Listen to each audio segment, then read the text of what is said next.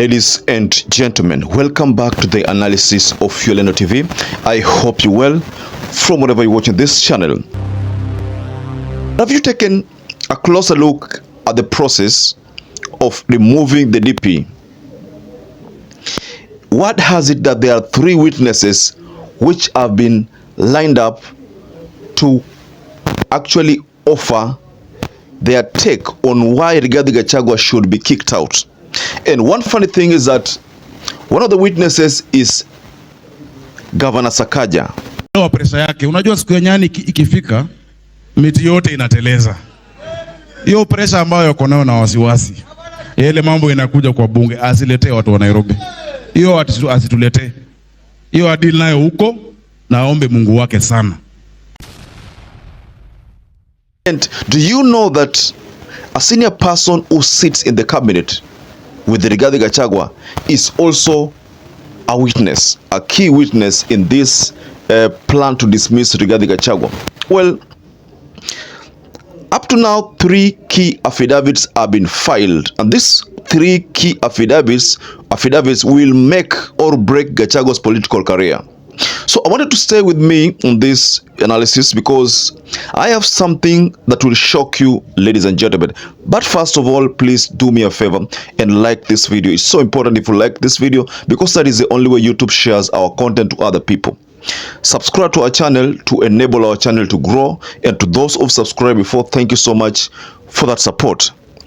I was telling you about three key affidavits which have been filed. These three key affidavits form the reason why Rigathi Gachagua must exit office. Since June 2022, that company has never dealt with any business dealing. It has never done any transaction for the period or the duration of time Dorcas, Wanjiku, Gachagua, and the son have been a member or directors of this company. From this analysis, ladies and gentlemen, we know, based on the facts which have surfaced online, is that there are three key witnesses who have been lined up to defend the proposers of this impeachment and to subsequently make sure that Rigathi Gachagua is kicked out. So now I will take you through these witnesses. One of them is the former acting chief executive officer, talking about Dr. Andrew Mulwa. He is the former chief executive officer of KEMSA, and he has an allegation here on Rigathi Gachagua. Qualified by the Kenya Medical Supplies Authority, KEMSA, which appears to be non-existent on the database of the Registrar of Companies, raising questions as to the authenticity of the supplier. And if you followed the deliberations during that signing of the motion or the tabling of the motion, you will realize that Gachagua, the last born of Gachagua, talking about Keith, was accused of meddling with a 3.7 billion mosquito net tender. And part of the accusation was to make sure that that is what the witness is saying, is that Gachagua, the son Keith, wanted that tender to go to someone of their own preference. You know, it's like the case of interfering with the tender process so that that tender be given to someone whom they prefer. So that is what the KEMSA former acting chief executive officer is going to table as evidence, and are going to table there in parliament, and that will form the basis of Rigathi Gachagua's removal. So that is the first key witness, and there is already an affidavit on that. So let me take you to the second one, whom I believe all of you know. You've all known that Rigathi and Sakaja have never been on the same, page, matters politics, and you've seen most of the time Rigathi Gachagua and Sakaja engage in political confrontations, most of the time on X, sometimes just verbally. There was also a time Rigathi talked about qualifications or education. Some leaders rose to power, but if you look at qualifications, they don't meet the minimum requirements by the constitution. Like, for example, the case of a governor, what the governor is supposed to have, and Gachagua was trying to refer to Sakaja. So Sakaja is also another witness, ladies and gentlemen. for them to vote for Governor Sakaja.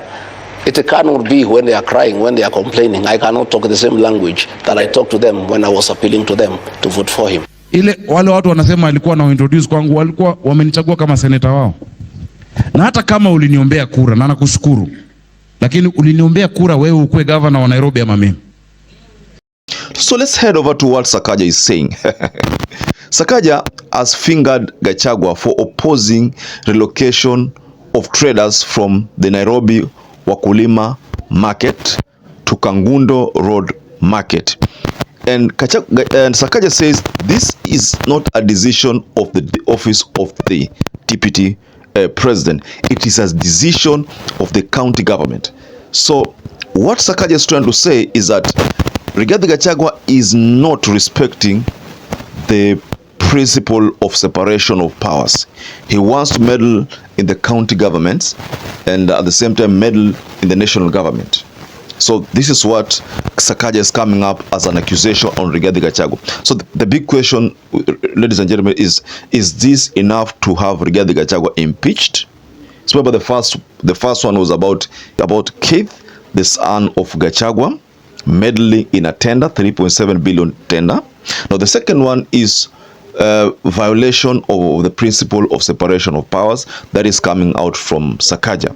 Mind you, I told you there are three key witnesses, and one of the key witness, fun enough, is that she's a person who sits in the same cabinet with Rigathi Gachagua. So let me take you to this key witness again, and I'm talking about Nancy Wanjau.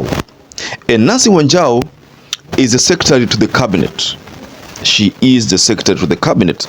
So she accuses Gachagua of opposing the evacuation of Nairobi residents living within 3 meters of Nairobi River. Based on his own mindset, he believes that the people from Mount Kenya are being punished by the fact that they are being relocated from a place they've lived for long. But you see, the government embarked on that relocation because they realized that it was not safe. They were not living a safe life there. And this was exposed during the floods. So the government took this as a national initiative. And there's a time Rigathi was there and William Ruto was there, but Rigathi did not oppose it there. But there's another time Rigathi made a statement that was opposing this relocation. And that is the time Rigathi had talked about listening to the ground. So he made a statement that opposed the government's initiative. So what followed is that the next day we saw Sakaja, we saw William Ruto and the Interior CS at that same place that Rigathi Gachagua said should the people living there should be allowed to continue living.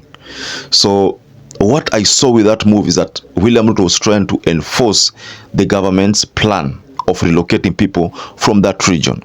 So the big question, ladies and gentlemen, here that I'd like to pose to you is these three grounds. Do you think they are enough to have Rigathi Gachagua kicked out? Do they form enough reasons to have Rigathi Gachagua kicked out? The three reasons, ladies and gentlemen. I tend to say that if these people want to be very serious with this impeachment, they should bring serious concerns here, because these are not enough to have Rigathi Gachagua kicked out. These are things which can be resolved. He could have made these pronouncements, but based on this is not enough to have Rigathi Gachagua kicked out. Of course, Kenyans are saying Rigathi should go with the president. Both of them should just go. People are opposed to the fact that it's only Rigathi going. They want all of them to go. That's why you find that there's a lot of opposition on this impeachment public participation forums. Why? Because it's only one person going. Why? Because if that one person goes, they will say that they've already dealt with the issue. And the biggest issue in this country is tribalism. Of course, Rigathi Gachagua has pronounced himself along that line of tribalism. When he talks about shares, he is really trying to say those people who didn't vote for the government will not benefit. He cannot be treated as someone who is very sacred now. He has made stands which are not conforming with the nationality. You know, a true leader cannot speak about only one side or only one region, cannot be seen to be campaigning only for one region. He's supposed to be, he's a national leader, he's not an MP. We could excuse people like Kimani Ichung'wah, because Kimani Ichung'wah is a member of parliament.